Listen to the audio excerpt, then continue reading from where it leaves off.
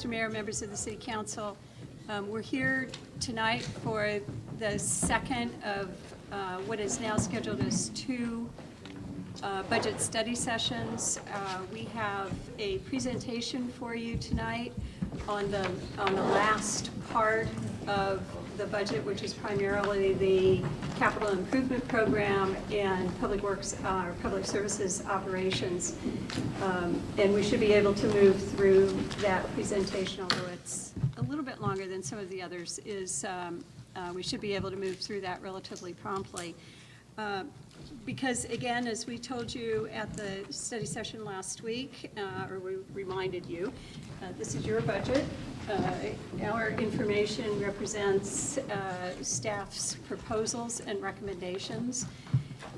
We are very interested in understanding any questions and comments the City Council may have, and as we did at the last study session, all of the departmental staff are here, so we can go back to any of the issues that or topics that we discussed last week in case the council has any additional desire to discuss or to ask questions. We'll answer any and all questions that we can tonight as we did last week, and we will provide written responses to any of the questions that we're not able to answer completely on the spot tonight. And in that regard, we are busy at work, and we have completed response to a number of the about 10 or so questions that we assembled in our notes from your last study session. Unfortunately, we need to ask for another day or two to provide more complete response to those topics, and we will have that for you in writing by the end of the week.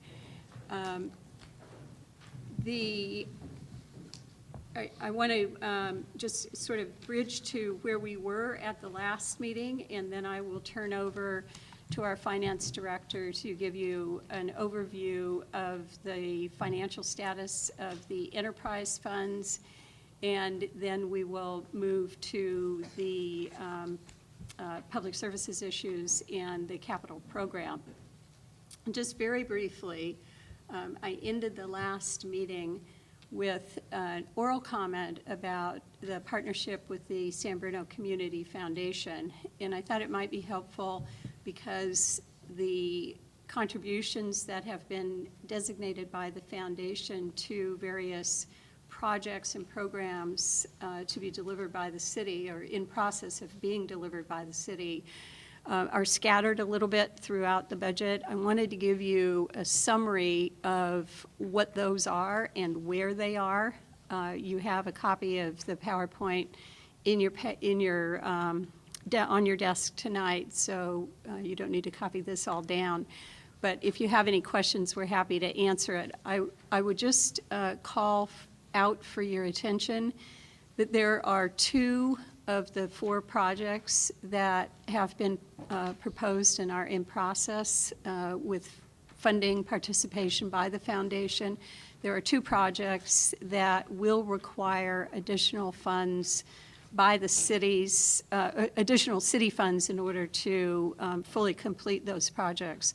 The first is the 324 Florida Park. That project obviously was long designated before the city, before the foundation even identified its interest to provide funding. But I wanted to call your attention to the fact that that project has funds identified in this year's capital improvement program for the development of the park for the first time, because as we've moved through the various phases of this project, we're now at a point where that's important, and we will be moving forward with your approval. We'll be moving forward to park design and construction within the next budget year. And then secondly, the facilities vision plan process has completed the pre-planning stage, but is still pending full completion. I've added $125,000 as a proposed supplemental enhancement in the budget in order to complete that project. I don't have a cost at this point. I'm certainly hoping that it will be less less than the combined amounts of the foundation's contribution and the amount that I've suggested in the supplemental enhancement. But at this point, I wanted to make sure that we had enough funding to proceed. And again, I'm actually optimistic that with a narrowed focus and a more concise schedule, that which is what we're working on, that we should be able to complete that project at, I hope, substantially less than the amounts that are shown in this slide.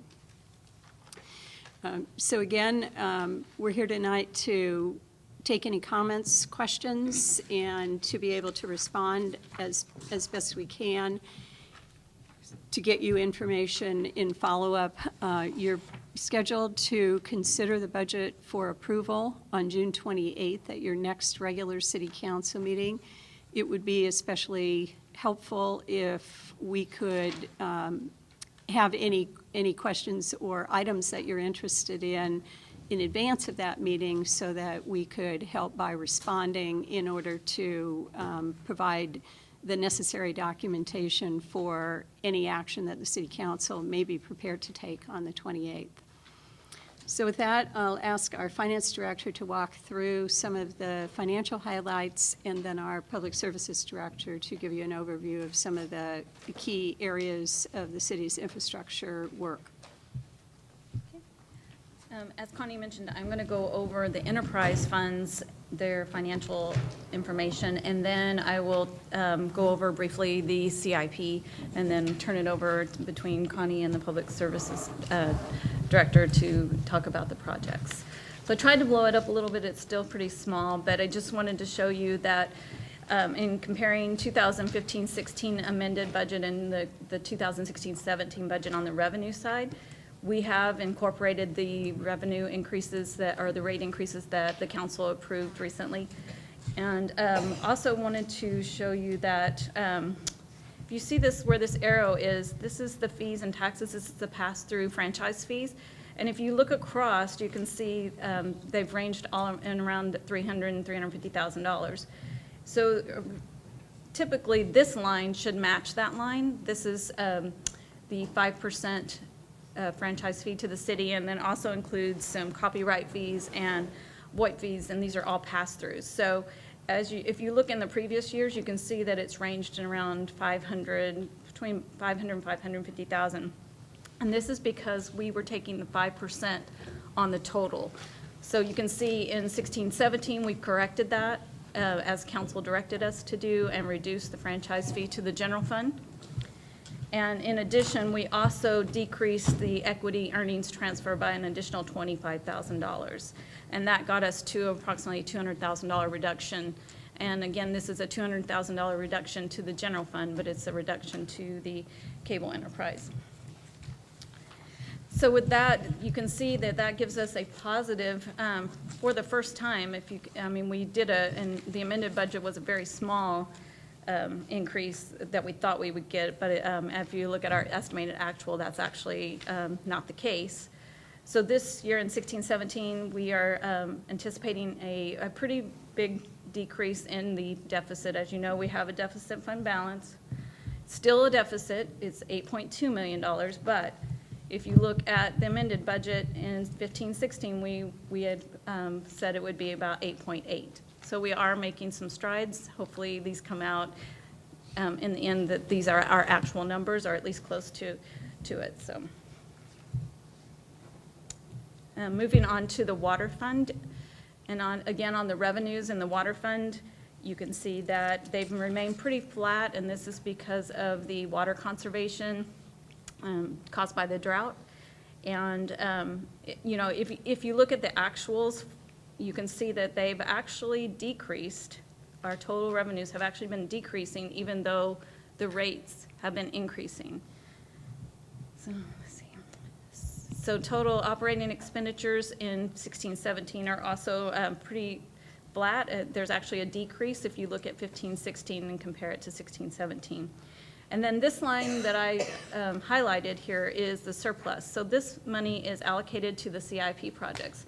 And one thing I just wanted to point out is that we've averaged about $4 million per year, And this has been pretty constant, and this $4 million is how our CIP is allocated. So $4 million per year could go towards CIP projects.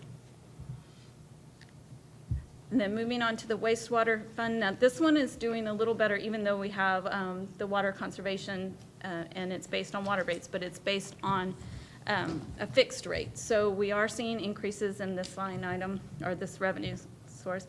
And again, you can see that it's a little bit larger, and these are, this is what's available for CIP projects, just like with the water. And then you can see our lovely pump station. I wanted to show you before and after, so they just talked about it. So moving to the capital improvement program. So for 16-17, we are proposing $55 million in projects, and that is a combination of $38 million in carryover that's already been approved for projects and a new request of $17 million. For a total 5-year budget between 2016 and 21 of $142 million. And the budget also includes $196 million in unfunded priorities, and these are priorities that we have no funding source, but we know that are critical and we need to be aware of them, so we just want to put a number in there and put the budget in there. Finally, I just wanted to go over this. I'd mentioned it on the last budget study session, how we had allocated from the general fund, capital reserve fund, to the CIP projects. So I wanted to give you a quick rundown of the projects that we are proposing to fund from that. Also, keep in mind of that $3.2 million, that $1 million of that is from the Crestmore Trust that's going to the pavement management program. So we're proposing $300,000 in city park stormwater improvements, $300,000 in the Crestmore Canyon detention basin, $150,000 in the trash capture device installation, an additional $110,000 for the city hall security improvements, $75,000 for city tree management. As the city manager had talked about earlier, the $425,000 for the Florida Avenue Park, $140,000 for the police plaza, exterior painting and security improvements. And as I mentioned, $1.3 million in the pavement management program. So $1 million of that is from the Crestmore Trust. The remaining $350 million or $350,000 is to pave city parking lots and park pathways. And then we have an additional $250,000 for the streetlight pole replacement, and another $155,000 for the traffic signal rehab. And with that, I'm going to turn it over to the city manager to discuss some of the projects. I mentioned earlier the Earl and Glenview, I'm sorry, I mentioned the 324 Florida Avenue Park. There's not much to say regarding the Earl and Glenview Park, except that we're very, very excited to be on the cusp of creating 2 new parks in the community within the next year. As the council is aware, we've completed conceptual planning for replacement of the Earl and Glenview Park in the Crestmore 2 neighborhood that was damaged by the PG&E explosion and fire. That park, of course, was destroyed, so we're looking forward to being able to deliver that park during this time next year after design has been completed. 324 Florida Avenue, again, we've recently discussed that with the City Council, and I just talked about its funding. We identify it here just because it's these parks. It's very unusual, and it's been probably at least a couple of decades, if not substantially more than that, that this community has seen the development of any new park. Jumping back to the first bullet on the page, the other significant activity that will be completed with respect to the Crestmore neighborhood over the next year is the final phase of the infrastructure rehabilitation and replacement. As the City Council is aware, the city has embarked and is nearing completion of a comprehensive replacement of infrastructure throughout the entire Crestmore 2 neighborhood. The last phase of construction will replace all of the streets, all of the sidewalks, curbs, gutters, and street lighting. We anticipate being in construction of that project by this fall, and an approximate 12 to 15 month construction timeline, which will put us very close to the expiration of the Crestmore Trust Fund. With its original $50 million maximum funding, the city has spent or is processing expenditure of just over $36 million. The remaining $14 million, we anticipate it will be more than sufficient to complete the reconstruction, the Phase 5 reconstruction project, as well as the delivery of the new Earl Glenview Park. Unfortunately, those funds are not expected to reach much further than that, or to allow the city the opportunity to complete any of the what we called additional projects that we discussed with you approximately 2 years ago, where we were at that time anticipating the possibility of unexpended funds remaining in the trust allocation at its conclusion. We have recently given you an accounting of expenditures in the various categories, and would be happy to answer any questions before we move on to the next presentation by our Public Services Director.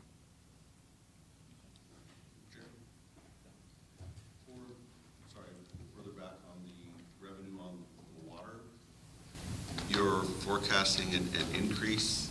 Why don't you go back? And just curious, I would think that people have kind of figured out that they are saving water, and that increase, where is it? Is that primarily based on the rate increase that's going up, not the actual water usage?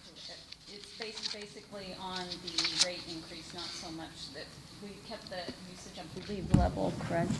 And we kept it level and just based it on the increase. Okay. That was it. Thank you. In regards to where are we at? Special revenue funds, in regards to the Crestmore Glenview recovery, when we're completed and we have a police officer and a community service officer currently that's being funded, they're the only positions left in this going forward budget, what happens to those positions and persons?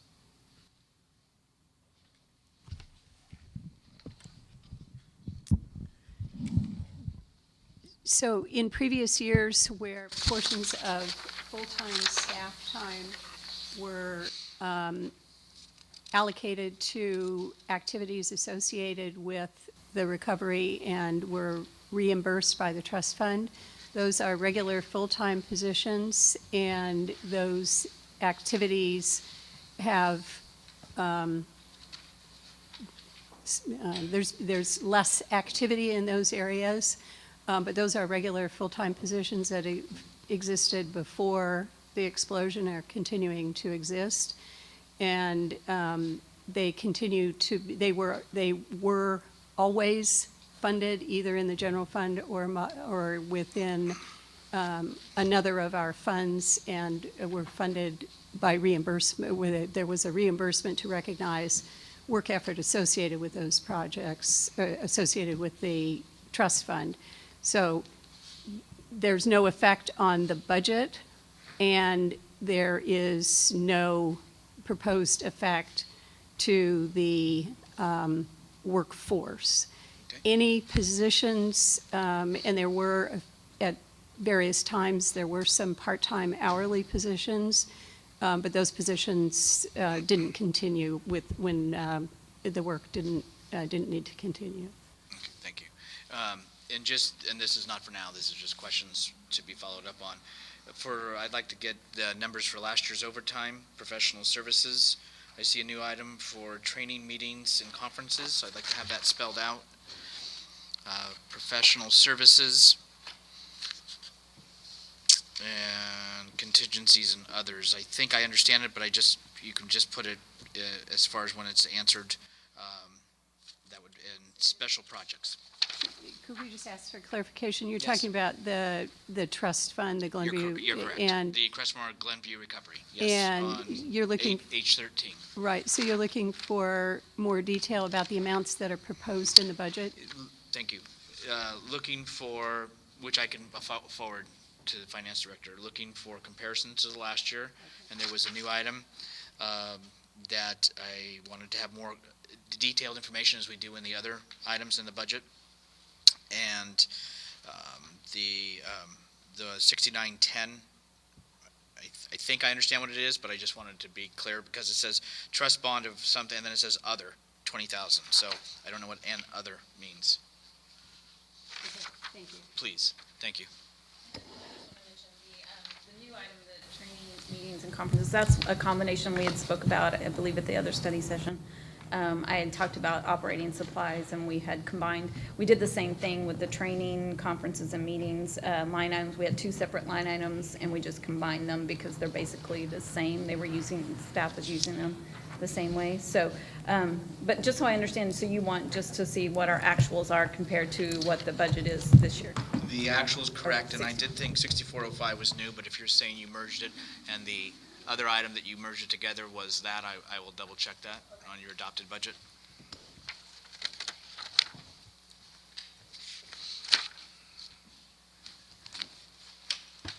Anything else? Okay. Through the chair, I know you had talked about other things. I know the city attorney's, Mark Zaffarano, that city attorney is not here, but in his objectives were items as far as addressing risk management, which to me is liability, risk, workers' comp in some respects. I know that goes into other departments, but it is under his objectives and goals.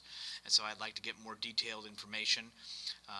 I'd even like to have greater detail. I don't know if that has to go to closed session and that's appropriate in regards to our worker comp claims, where we're at, what the status is. Obviously it's gone up, and I want to know specifically what's being addressed, how we're addressing it, and where we're at with the current staff and with claims.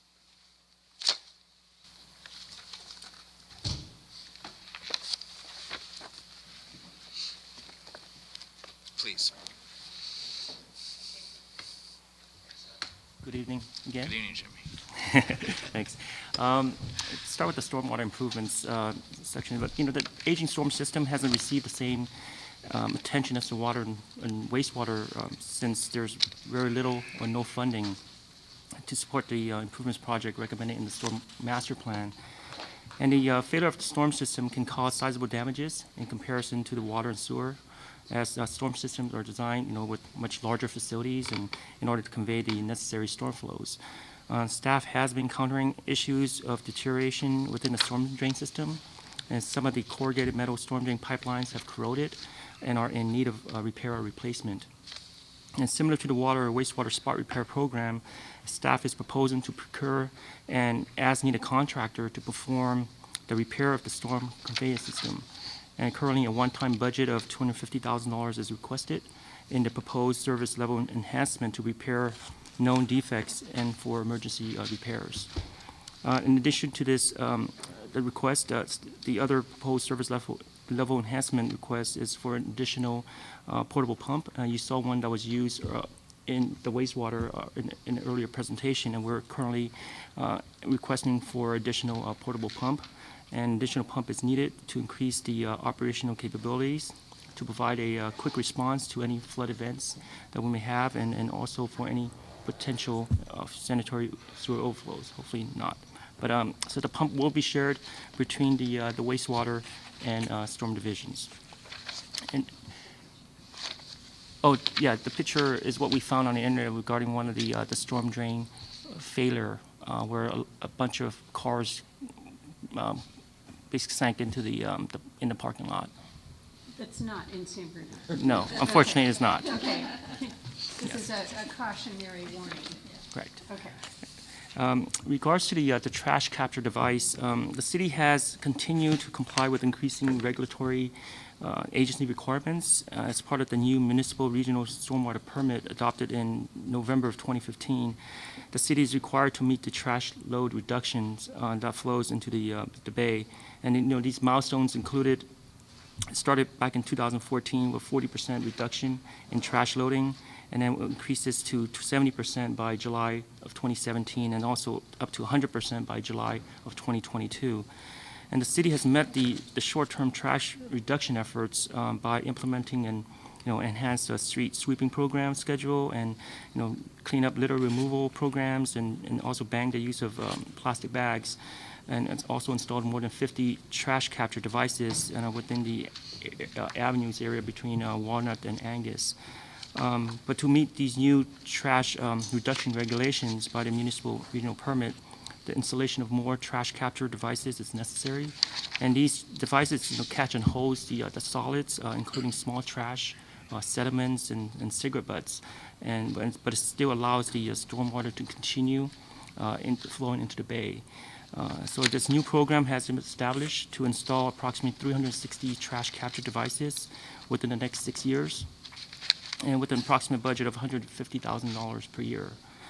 The initial work will focus on the design installation of the devices in the area east of El Camino within the business district in the downtown area.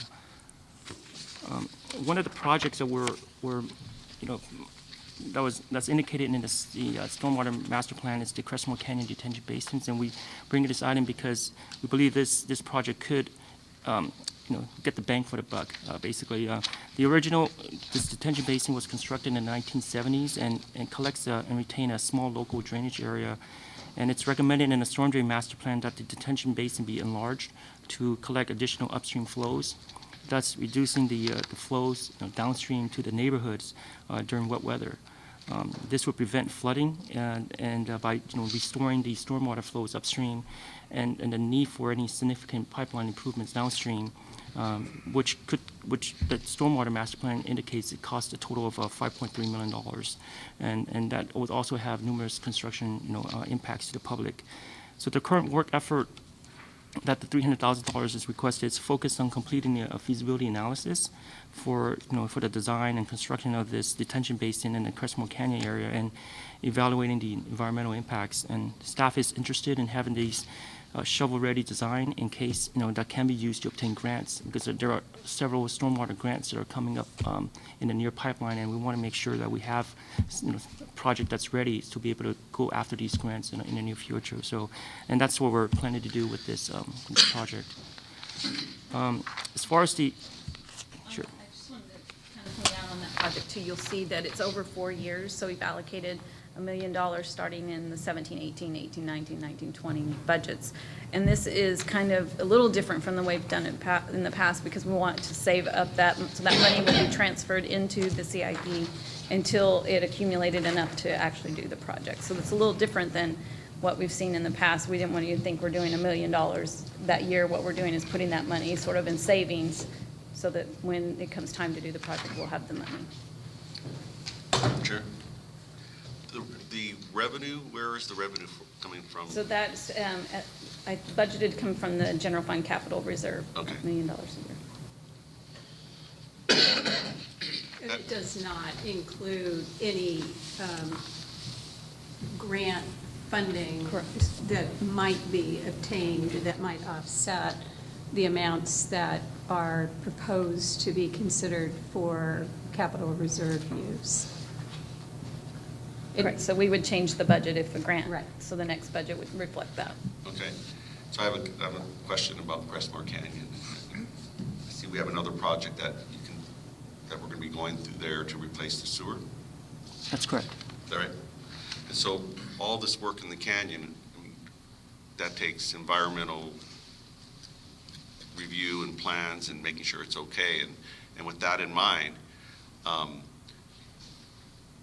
a lot of people would like that canyon to be a trail, and how we could combine the environmental work to do the assessment of how we could put a trail through the canyon while all this other work is kind of happening. So being able to kind of use the same environmental assessment to kind of do that work and also to explore the installation of a real trail through the canyon, because it's really a little gem that we have in our backyard right there.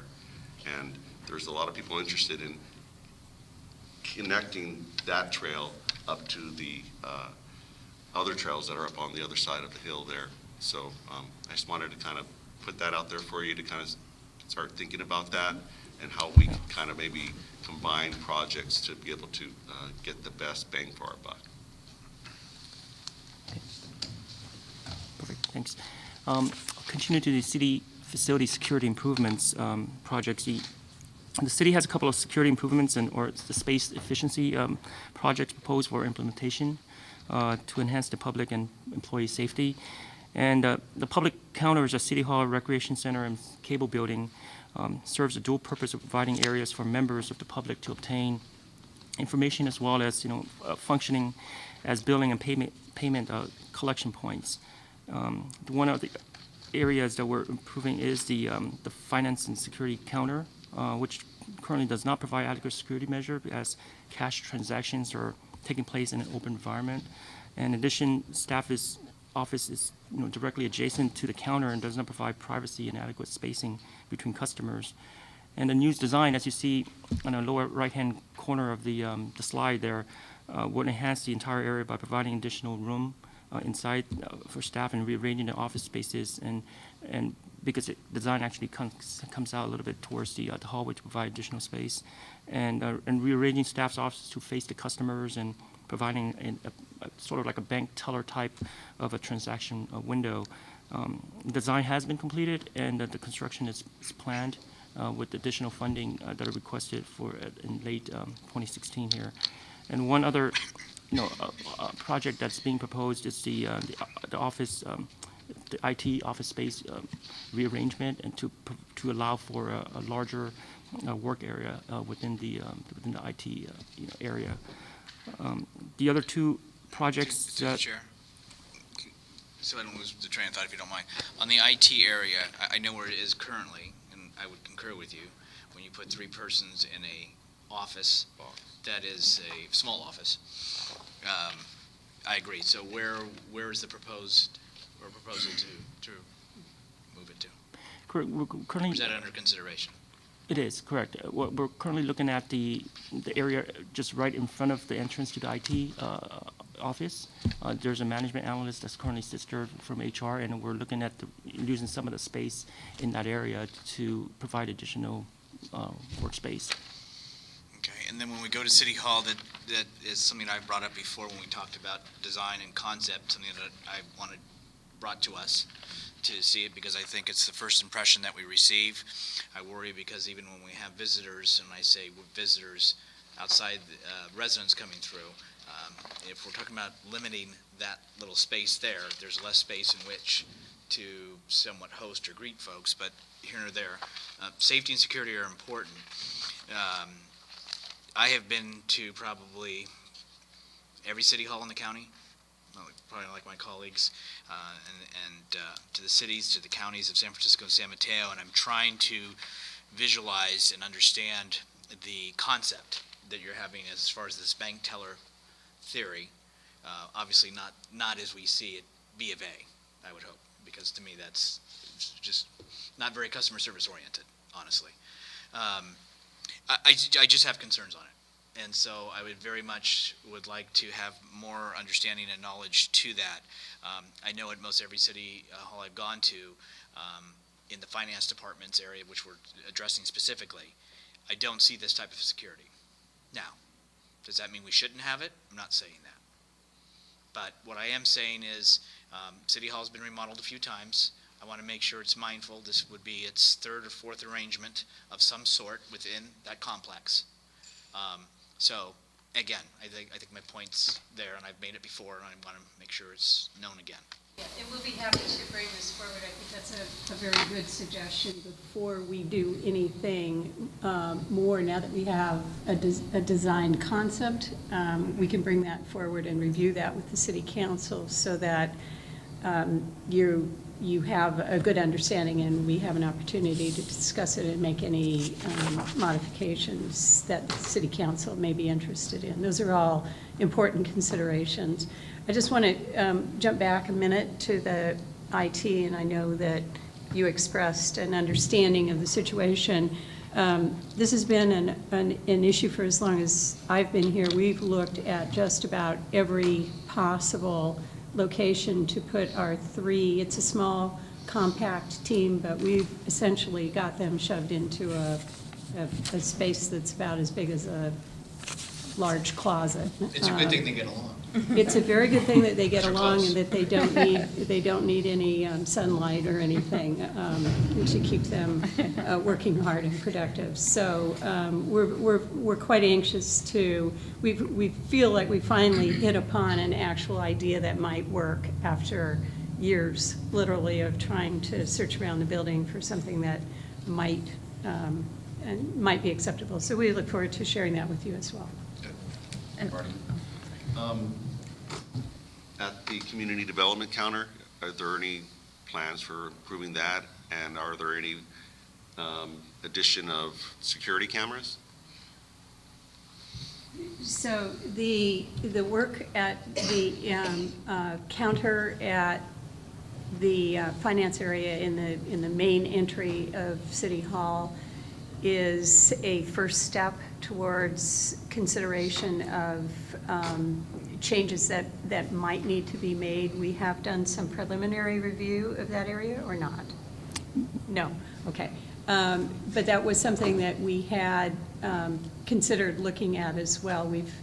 We've got a pretty busy counter back there, and there's a fairly smallish staging area, if you will, in the corridor there between the public services counter and the community development counter. So we don't have an actual proposal for you yet, but when we come back and talk about this other one, we can talk with you about that as well. As for the security cameras at the community development counter and also at the front counter here? Something that we could certainly consider. Through the chair, I believe there used to be cameras at City Hall when we had the police station there, because those doors were somewhat open, and so they needed to have monitoring. So from the Linden and El Camino side, when I was staff, if my history is correct. The other thing is as we're looking at things, I want to make it user-friendly as well. So, for example, in some cities, in a lot of cities, you go get your permit, you have to go to the finance department, go pay, then bring that receipt back to where you originated from, Public Works and Planning, and then you get your permit. So a lot of extra steps, extra inconvenience to me. So something interesting that, at least in Burlingame, you have to go take the elevator or stairs up and down to do that task. In the city of Daly City, what is interesting is you go and take care of the permit at the counter. You go to, I'll call it the cashier or finance. You make the payment and they actually print out the permit card there.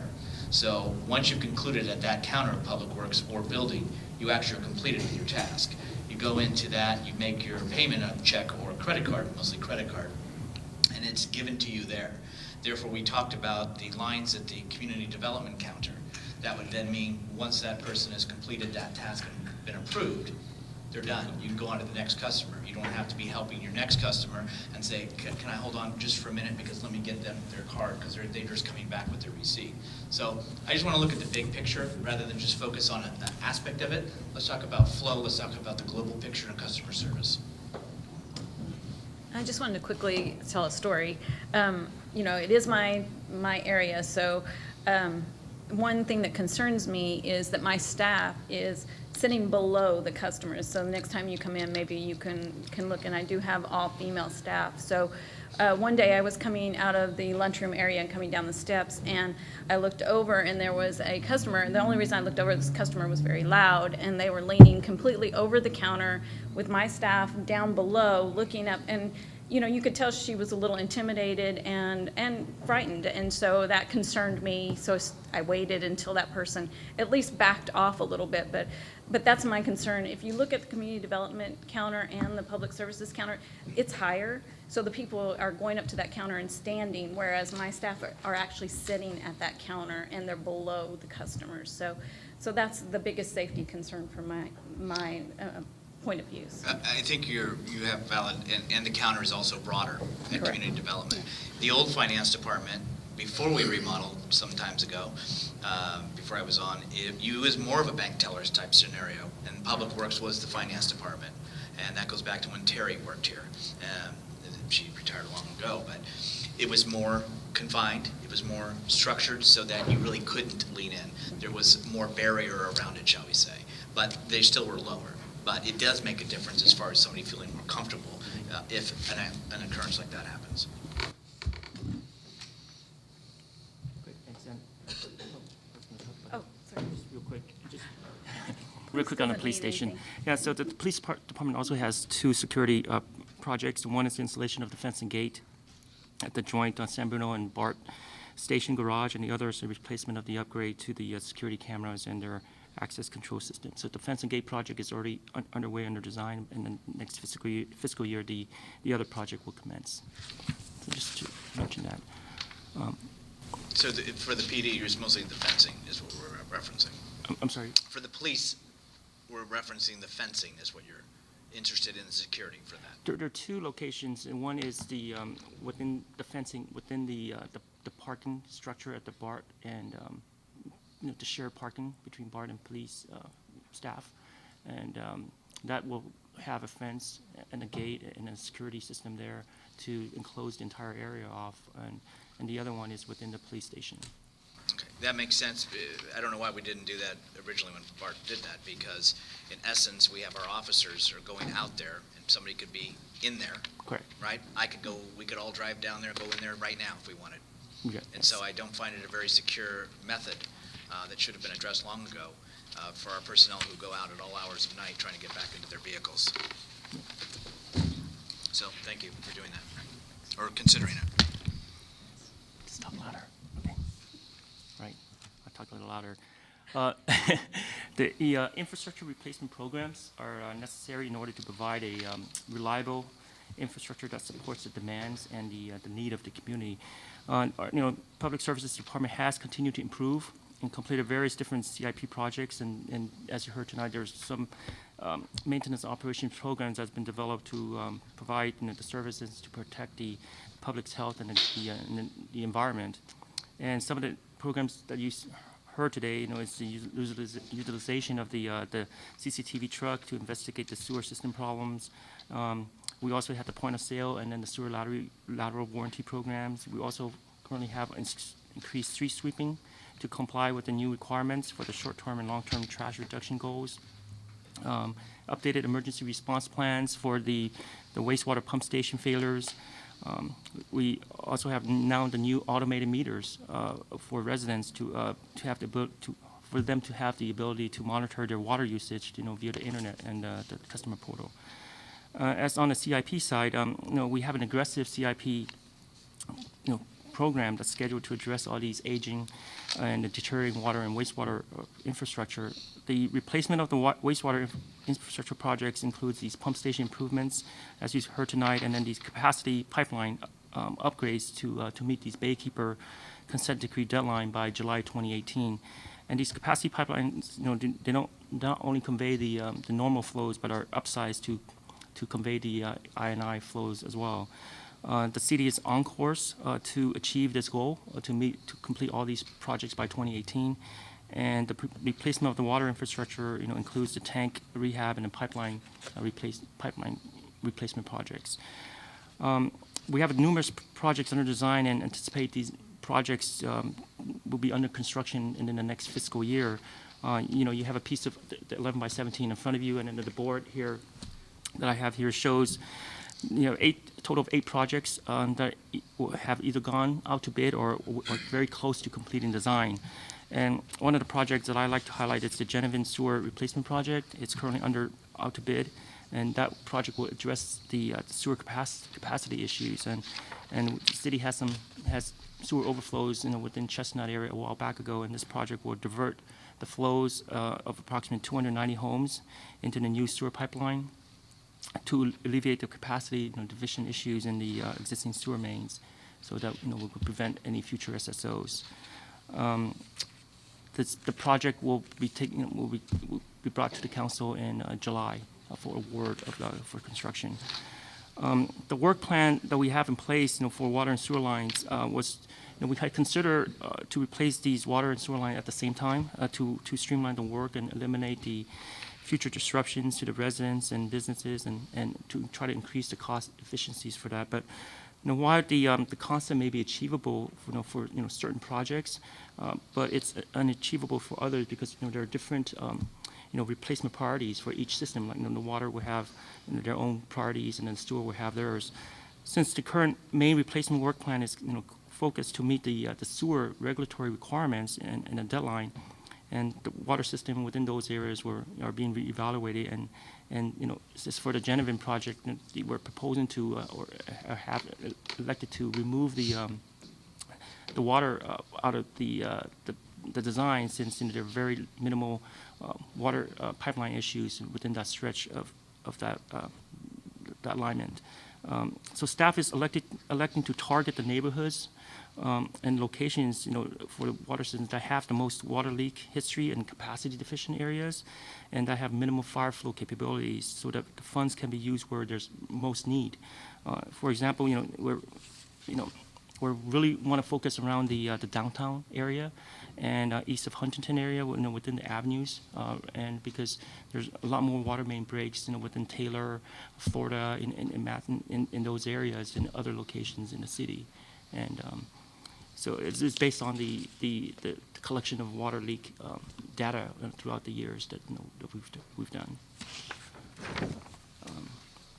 So another large project for the water and wastewater rate study, the large part of the Public Services Department work plan is to do this rate study, and the city is moving forward with the with the rate study to evaluate the rate model to ensure that the estimated revenue that's needed to cover the capital and operating costs for a new 10-year capital improvement forecasting cycle is completed. And this rate study will allow the city to ensure that the priorities set forth can be achieved in order to successfully deliver the goals and these planned improvement projects within the master plan. And the staff is anticipating to present this result of the rate study to the council in the fall, and the evaluation will be developed to meet the city's capital and operating needs, and also consider containing the rate increase to the lowest level possible. As for the pavement management program, it's another largely visible program in the public services. Staff met with the Surface Infrastructure Subcommittee to provide an overview of the approach on the pavement management work plan for the next 5 years. And the city, like other agencies, uses a software called Street Saver, which identifies a schedule for maintenance and reconstruction of these streets, to extend their overall life. And the city performs an assessment of these streets, recommended by Street Saver as well. And the underlying concept for Street Saver is to preserve the streets that are in good condition so it doesn't deteriorate over time and end up being too costly to rehab and reconstruct in the future. With the limited available funding, it's recommended to target the good streets and perform preventative maintenance, and rather than using all the funds on the failed streets. And so, for a typical reconstruction of 1,000 feet of failed street location, it was about a $400,000 cost. So, with an annual indication of $800,000 to $1 million, the city will likely be able to construct 2 to 3 streets a year. So it's good practice to perform preventive maintenance, slurry seals on streets that are in good condition and keep them from deteriorating. Otherwise, the city will end up spending more money in the long term. So in order to stretch the money that we have in the funding, we are also looking at different paving types. So this year we considered using the rubber cape seal treatment in some of the street locations like Amador, Cedar, and a portion of Herman. We use that treatment instead. while the pavement management program provides the street survey provides recommendations on the street selections and treatment types, there's really no consideration given from geographic location of the streets, because it's, it would come up with a recommendation for streets throughout the city. So in order to create an effective work plan for the next 5 years and reduce overall construction, staff created a work plan that's separated into localized regions with similar pavement treatment applications. So if you can start clicking away, so that's 1 year, 2016, 2017, 2018. So there's 5 years worth of various different locations throughout the city that are color coded, and the amount that you shown there adjacent to the for each in the legend, there's $1 million being allocated from 2016 through 2018, and that's from the the infusion of the funds, from the reimbursement from staff reimbursement from PG&E explosion. So even with this infusion, and then if we go back to $1 million every year starting 2019, the PCI, even though it will jump up to 67 in 2016, but it will start slowly declining. It start to decline to 61 back in 2020. And in order to sustain a PCI of 65, the city needs to allocate about $1.8 million annually. $1.8 million annually, just to keep this PCI at 65. But staff will bring this recommended 5-year program to the council within the next few months for further discussion as well. As one of the work program. Did you have a question? Sure. Well, does this include? So your previous slide showed the city parking.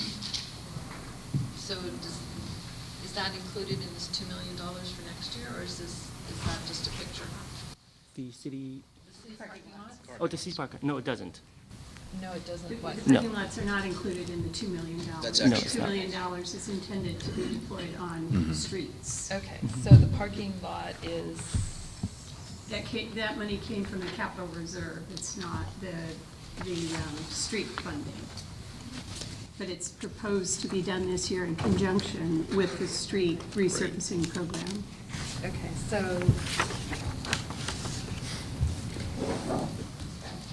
could you go back and talk about the city parking lots and what this would entail? Because we were just talking about parking strategies, so are we proposing to redo the parking lots and then study the parking? Or are we gonna study the parking and then redo the lots, or? So let me give you a sense about the timing, and then Jimmy can explain the treatment that is proposed. The parking study is really just that. It will provide direction for a long-term strategy that is expected to result in recommendations such as locations for a parking garage. And yes, you're right, to the extent that we move forward with this project now, resurfacing of the parking lot would occur this year. That might then be potentially identified, a parking lot or two might be identified in the future as a location for structured parking. So you have a kind of a choice or a balancing act to try and figure out. Staff's recommendation is that the parking lots are really pretty badly, horrible was the word I was going to use, it didn't seem right, but they are horrible, and they're very badly deteriorated, and we thought that it was prudent to bring this forward, even understanding that within, let's say, the next 3 to 5 years, we may be in a situation, we certainly hope to be in a situation where we're making some long-term reconstruction in some of those parking lot areas. That's the balancing act, that the difficulty that we're trying to wrestle with, and certainly open to the city council's direction or suggestion. Jimmy, you can, I don't know what kind of treatment. I think you are not proposing full dig out and reconstruction of the parking lots, but simply resurfacing. Is that Correct. correct? Correct. We haven't evaluated what the treatment type is, but most likely it will be more of a, the mill and fill type of treatment. And because slurry seals would not be the right appropriate treatment for, They wouldn't make any difference. no. But we can certainly bring back that evaluation to the city council so you can consider further whether you want to proceed. Oh, I want to proceed. I was just seeing, I wasn't clear on how all this was going to kind of meld. When you're redoing the parking lots or looking at redoing the parking lots, another concern that I have in each parking lot is the trash and how the trash is picked up or isn't picked up and how unsightly a lot of that is behind many of the buildings. And I realize that some of that area is private property, but some of it is city property. So I'm hoping with part of this, we're looking at how do we enhance the trash pickups and how do we better, I'm not sure how you would even look at it, but I think that some of the reasons that the trash is there is because it catches on things. There's the curb pieces and the little barriers for parking that are there. Yeah. Just So those things. Tire stops. Yeah, the tire stops, thank you. So garbage kicks there, so I imagine it's harder for our street cleaner to get in there and clean up some of the street, some of the garbage that's there. So I think when you guys look at all that all those pieces could be, looked at as a whole and maybe not just repave the parking lots, but do a better job of engineering them. Yeah, so we actually have a project in the budget as well with proposed allocated funding of $100,000 to do just that. And we had this in the budget a few years ago, and unfortunately it didn't get done. But the idea would be to look at what could be done both in the way of screening, but just with the trash management, with the trash receptacles, to try and eliminate both the visual blight as well as the potential for trash to escape and cause the problems you're talking about. That project's on page I-80. Thank you. So 83? 80. So with that, do you propose to work with Recology? They must. Absolutely, Okay. absolutely, yes. They're the experts. I was going to say, they probably have lots more experience. Okay, thank you. I had something regarding the streets. One, if the condition of the streets, if they can be posted online, because I've had a number of people ask me, hey, my street's in bad shape. Well, there's some other bad streets in bad shape, and where in the realm of your grade on that street, where do you fall in? And then I think it would be also beneficial to provide a ballpark cost estimate for the repair of that street, because I'm not clear if that is not included in the unfunded projects. So the pavement isn't included at all. So there's millions upon millions of dollars that we have not even identified in the unfunded projects. So I think once we get a better grasp on how expensive it's going to be to upgrade our streets, because spending $1 million a year isn't going to cut it. We're an old city, and we need to find ways to spend the money now, because each year if we don't fix the street, it gets worse and worse. And as we've seen, that cost triples 5 times possibly. So I think we really need to face the reality of the condition of our streets, and we have to find a way to slow down that curve that as we don't invest. And it's very expensive. I understand that, but there's a lot of streets around San Bruno. I mean, East Huntington, if nobody's driven that street down, I mean, I know all the guys in the yard have, it's probably got to be one of the worst streets in San Bruno. And it's going to cost a lot of money to fix. So we need to face reality here. And it's, knowing how much it's going to cost is one first step. And that's not in, is that in here? We do have an analysis because, every 2 years the city has gone through an assessment of the entire network, and through the PTAP program from MTC. So we actually have a recent, PTAP was completed, and we have the data for how much it's going to cost for. Okay. But is this figure in our budget? Is Huntington on the list? It's Huntington on the list. No. We can take a look and give you Yeah. information about the status of Huntington. It's a highly traveled street. It is And so hammered. it would get, Yes. so that would serve it well in terms of priority, but Well- we'll take a look. At some point, we have to fix it. I mean, it's falling apart, and you can only put so many pothole repairs before it falls apart worse, and then it starts getting more and more expensive. And there's issues there with flooding, and if we don't fix the streets and help and control where that water's going, we'll have problems there. But is this work plan in our, what page is it on? I'm sorry, maybe I should have asked that.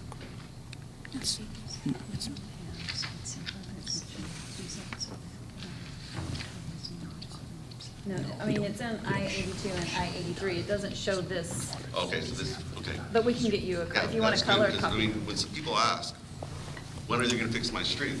I'm like, well, we're budgeted now to do this, right? So we'll put this on the website too, so Excellent. that it can be seen. We discussed it with the city. Because we haven't done And I want to echo on what Irene said was about strategizing of how that parking plan should be. And I would repeat my request from last study session of having people from staff go down there on the weekends, allocate so many hours to pick up the trash, because those containers get filled and then people just aren't so nice of they don't give a hoot, I guess. So if anybody remembers that old cartoon, so. So that was one of the issues that we recorded, and we have some information for you both about the level of effort that's current, the frequency and the types of work that's being done.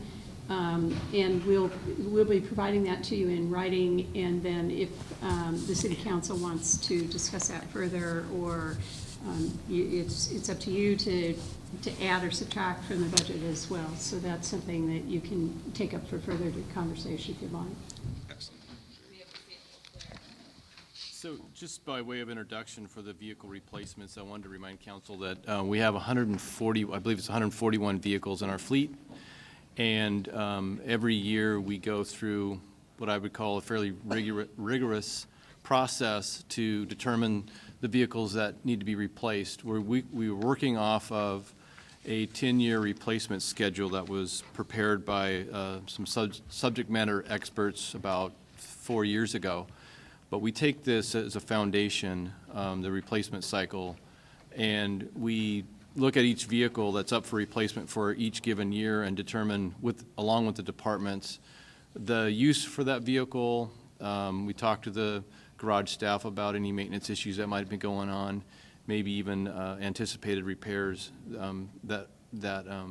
for each vehicle, and determine from that what's reasonable to be replaced, what can be deferred, and so forth. So for 15-16, council might recall that we've been to the council for approval for some fire vehicles. That became a priority because of the standalone nature of the fire department this year, and we've received council approval and moved forward for the replacement of 4 vehicles, several of which I think the chief updated you at the last budget session. So a few of those will be delivered in the fall, one I think a couple of weeks from now, and another one about a month out.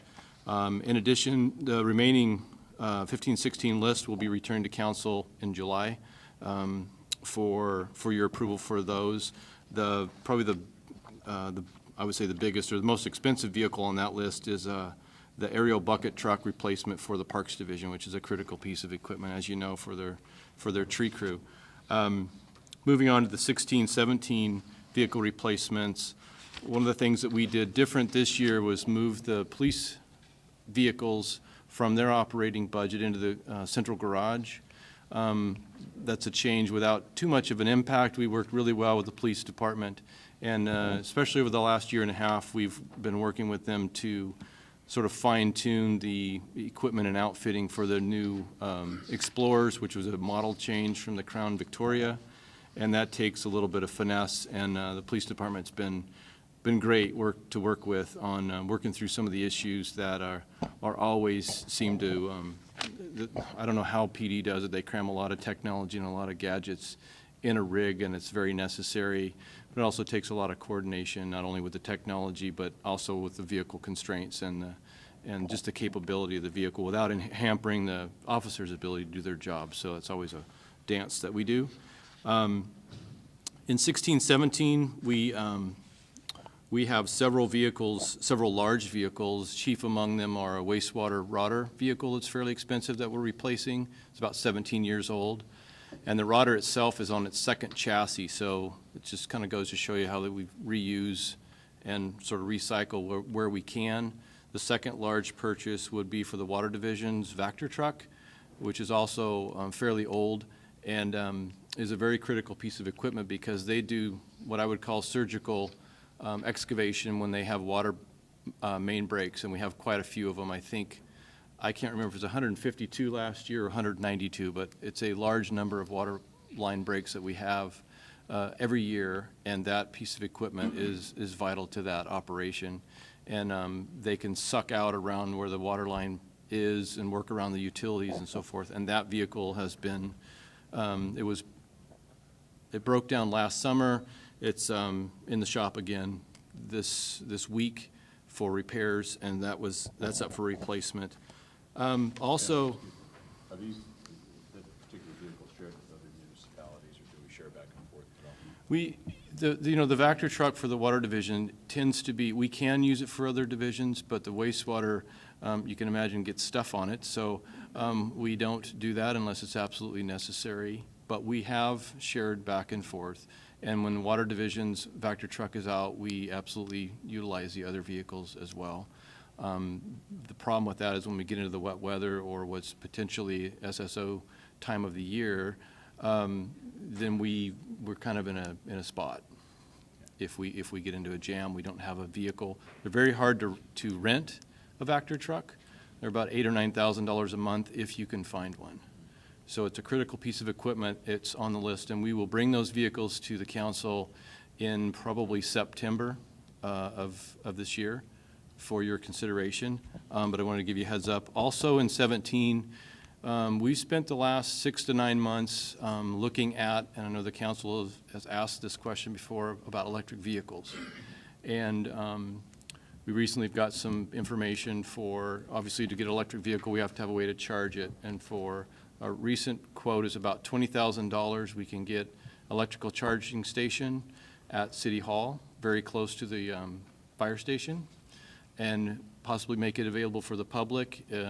Our proposal, staff's proposal, would be to have it be part of what's called the charge point network, so people can look on their smartphone, figure out where the charging station is.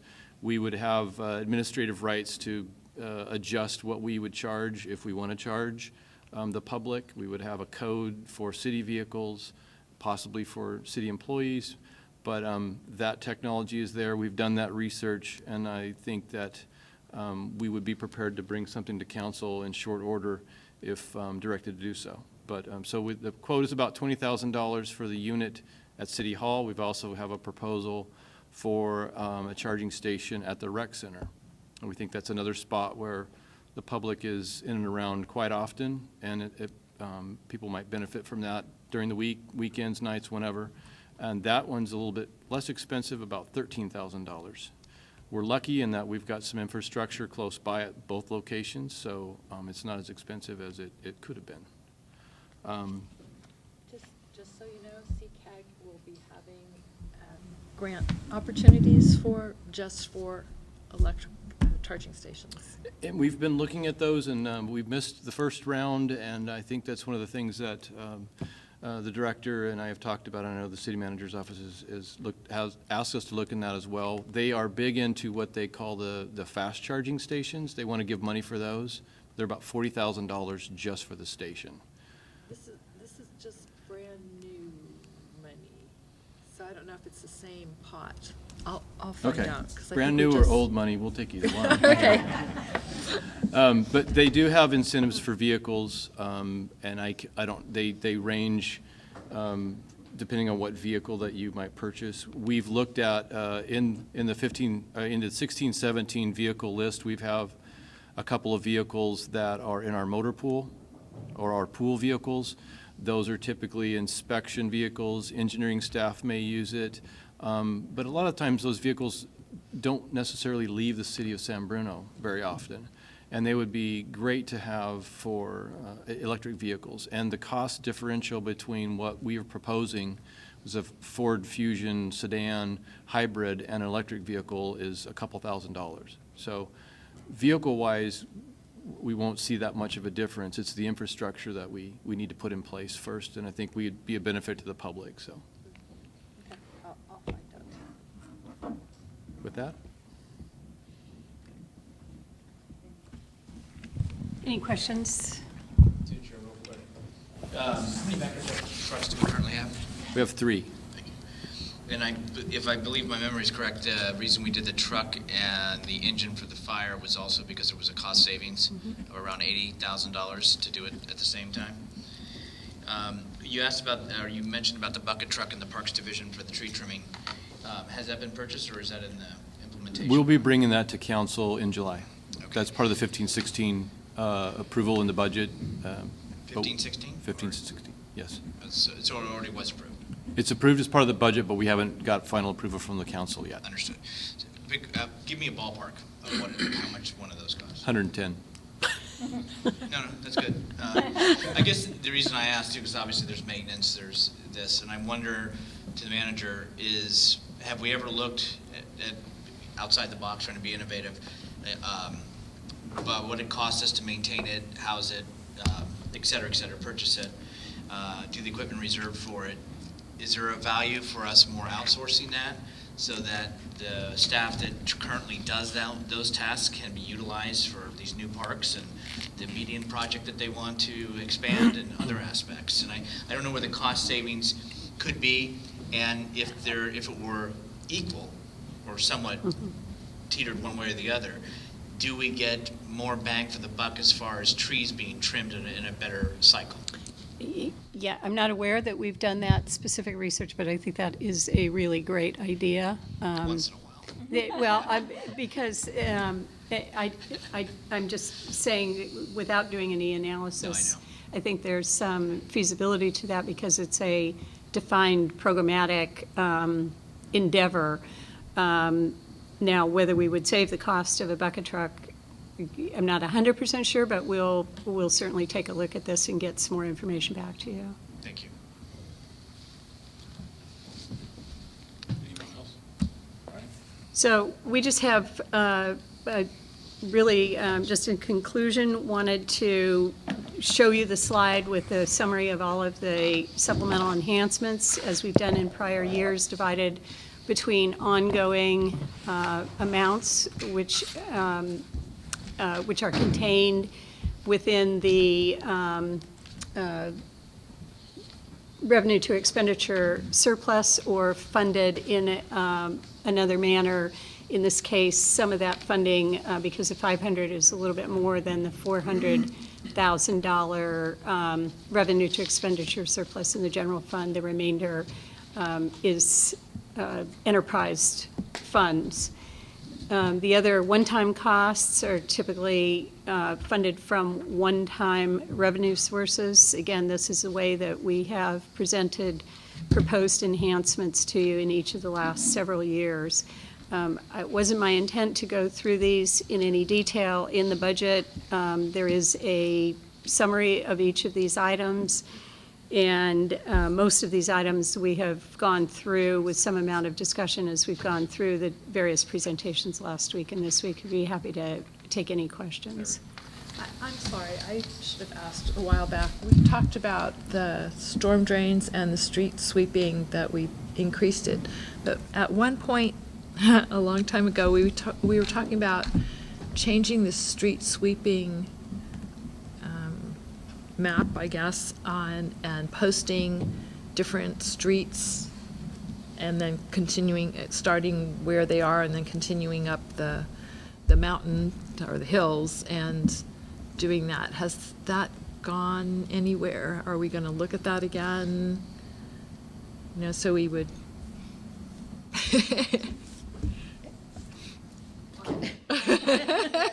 Has made some changes to the schedule. I don't know specifically what the changes are in the route, but I believe that just occurred after we had that meeting about the schedule and the different routes. I don't know if Jim Birch has any additional comments. Probably not. So are you specifically asking about whether we would re-look at no parking on street sweeping day? We did make a change, so no, we have not progressed on that. And in fact, we did not implement no parking on street sweeping day in any areas as a new, in any new areas. But we did rejuggle the street sweeping schedule on the east side to address some issues that residents were experiencing because of the constrained parking down there. And to my knowledge, we have not since then received any significant complaint or continuing concern from residents. Is that accurate? Yes, and thank you. I'm dredging up my memory that we were talking about it in relationship to the new permits, the stormwater permits, Yeah. so that would give a better opportunity for cleaning the streets on certain areas, and that we were thinking about doing that. So I don't know if we are going to rethink it with the new permits requirements, or? I think what we're finding is that when you get in the hilly section, it tends to be less of a parking issue, so our street sweeper can be more effective than maybe on the east side where parking's at a premium, let's say. We're finding a better bang for our buck with the no parking on certain days to be able to get our street sweeper in there. There tends to be more trash accumulation on that lower end anyway.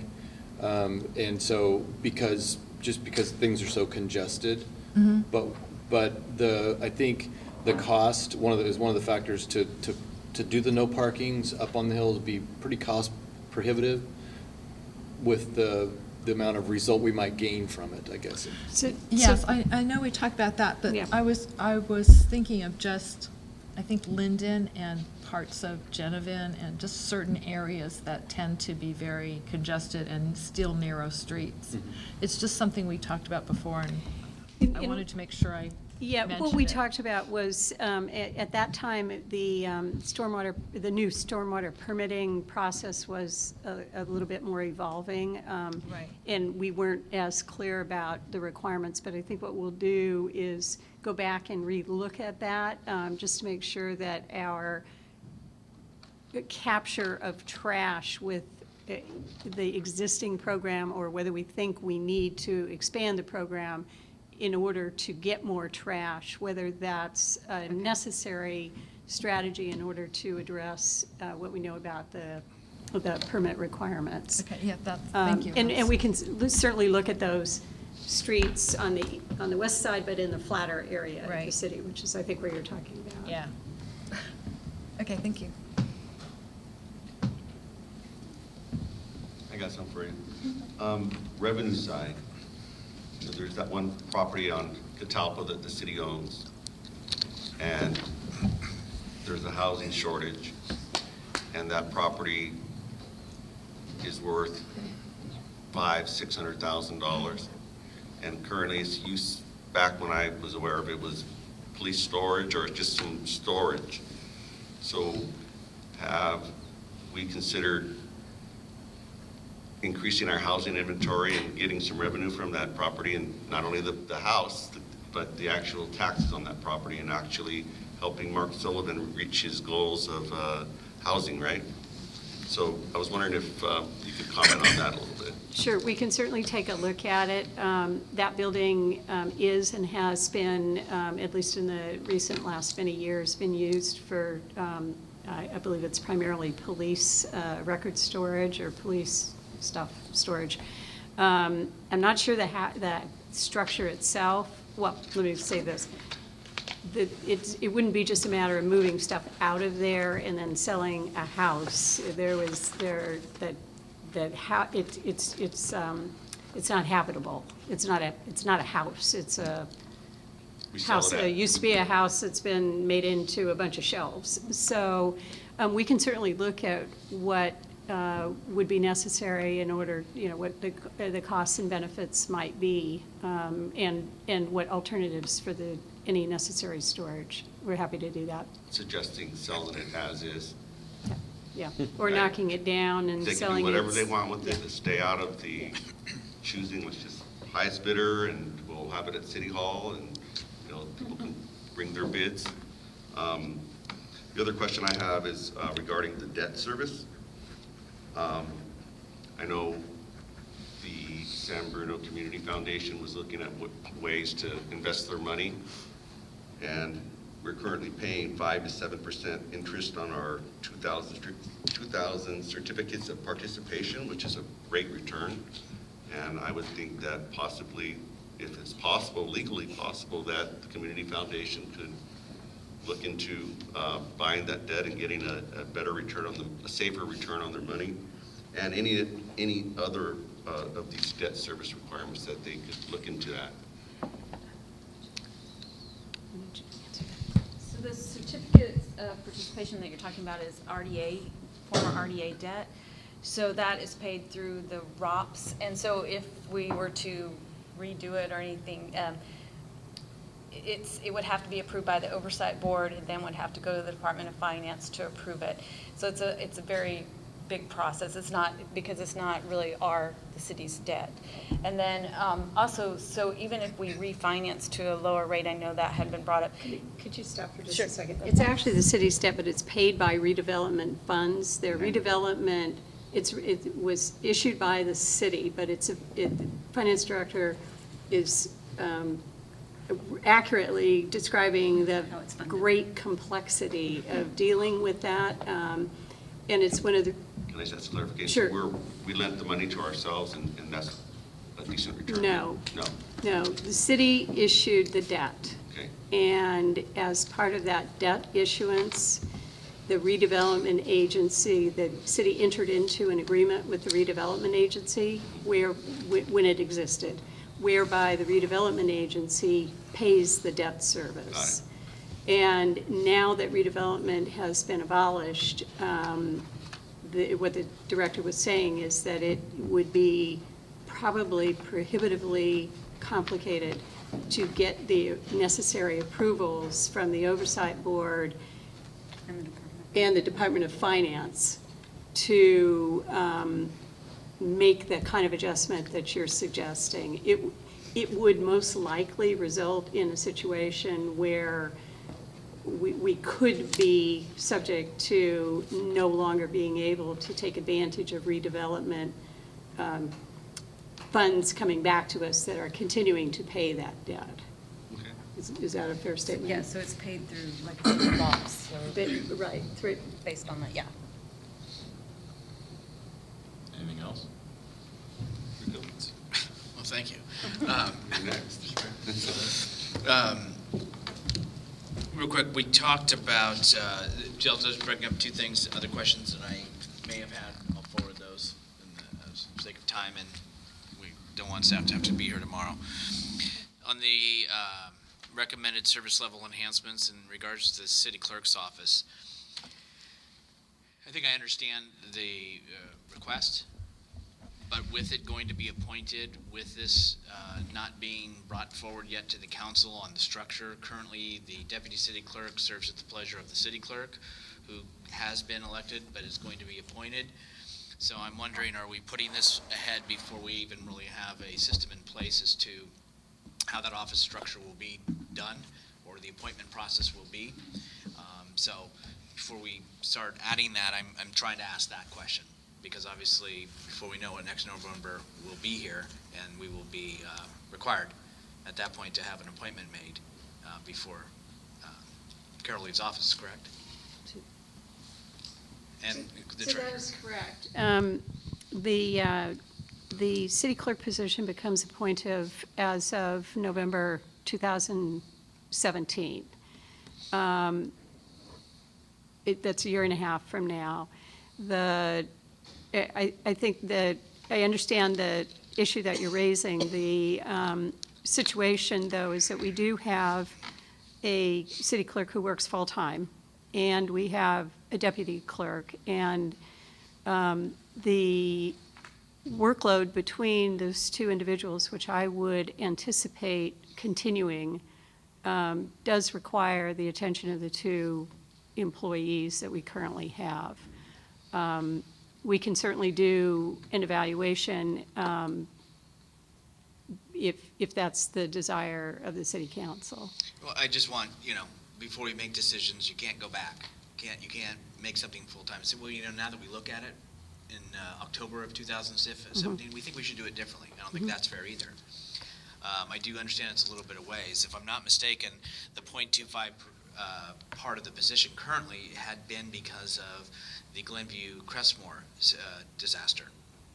So with that now in this budget being removed, as everything else except from the CSO and the police officer, then that's why we're saying we need that extra time, because we're going to be filling that with what was the Glenview Crestmore is something that wasn't being done before. So I hear this often when we do the water meters, and I've always asked, how are we saving through attrition? And the answer I get is, well, we've got a lot of things we weren't doing, and so that person that was doing that is going to do that. So I like kind of more measured things that are being done or that need to be done, because obviously that's how it was budgeted. So it was going back to what it was before the disaster hit. On revenues, we obviously are looking for enhancements because of the fact we have the city has done well over the years as far as being lean with its staff and prudent with its dollars. So, but what are we looking going forward? Has staff looked at opportunities? Have we looked at other things to increase our revenue so we continue to keep our revenues high in case we should have an unforeseen situation, or we have opportunities in case we have a shortfall, as we did one year when we had budget times with staff? So, for example, TOT, when was the last time that was done? With we hope a hotel coming online, and if our neighboring communities are 2% higher than us, maybe that's something we should consider for 2017, and we should start thinking about that now. But I'm also hoping that we're thinking of other options and opportunities if they exist. So it's easy for us to put money because we have it, but sometimes it's good to be thinking ahead why we have it, and not the other way around when we don't have it and we're trying to figure out now what do we do. Anything else? Marty? No? Irene? Anything else from staff? No, I would just mention that we did go ahead and post a notice for the previously scheduled budget study session that was scheduled for tomorrow night. I wanted to let you know that because we wouldn't have had an alternative if you didn't get to where you wanted to get tonight. So we just need your guidance about whether you want to continue tomorrow night or whether you would like us to cancel that meeting. Cancel. We'll do that. Thank you. Well, before we stop, and kind of working on what Rico said, one of the things we've talked about throughout the years is an economic development person, a resource person, either a contract person or someone who could give us some guidance about how we look at the businesses. I know we kind of struggling to do what we do with the Bay Hill properties and YouTube gobbling all those things up. You know, yes, we have a transit development plan out there, and I know, I don't see David. David worked very, very hard to get the properties, the people who own the two properties where the bank was and the other property, working together to do something fabulous with that. But that takes a lot of his time. He may not have some of the expertise that's needed for other things. So I think one of the things we need to look at, and probably not for this budget, but maybe for the next budget, is just what Rico's talking about. What do we do in the future, and how do we direct where we're going with some of these things? You know, it's exciting to look at YouTube and see that it's based in San Bruno, but what does that really mean for us, and what can we do about it? And I know we had talked about at the other study session, and we were talking about collaboration with YouTube, and I know staff has worked very hard to try to get them to. You know, if you collaborate, you need both people. You know, both people need to be willing to do something. And I know from hearsay anyway that YouTube and Google hasn't always been willing to be the other half. You know, they're kind of up here and we're knocking on their door. They're not necessarily knocking on ours, but maybe there's some ways we can do something with somebody. And I know staff is already at capacity and over. Some of you, most of you already work harder than anybody I've seen. So maybe a person doing those kinds of things is what we need. I'd like to keep on the radar screen a strategic planning session for the council. And we've talked about that, but we never really sat down and have done it. So I think that'll encompass a lot of these ideas that have been brought forward this evening. So, anything else? I just wanted to recognize a member of our team who sat here quietly tonight like he often does, but he wasn't recognized last week when Angie introduced the finance staff, and I wanted to point out Robert Wood, a management analyst in or maybe you did, but I just want to point him out again. In the Public Services Department, Robert is the person behind the scenes to most of our capital projects and our corporation yard operations with respect to doing analysis, writing reports, and doing all of the background work that allows the staff who you see more often to produce and explain and to present items. So I just wanted to recognize the work that Robert did with respect to particularly the capital budget.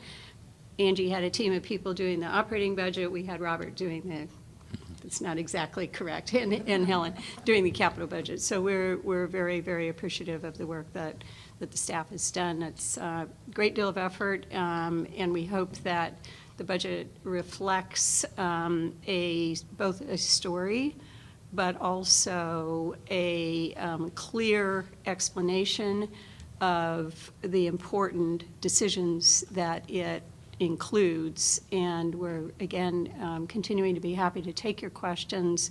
Would appreciate receiving those as soon as you have them, so that we can provide you information in advance of your meeting on the 28th.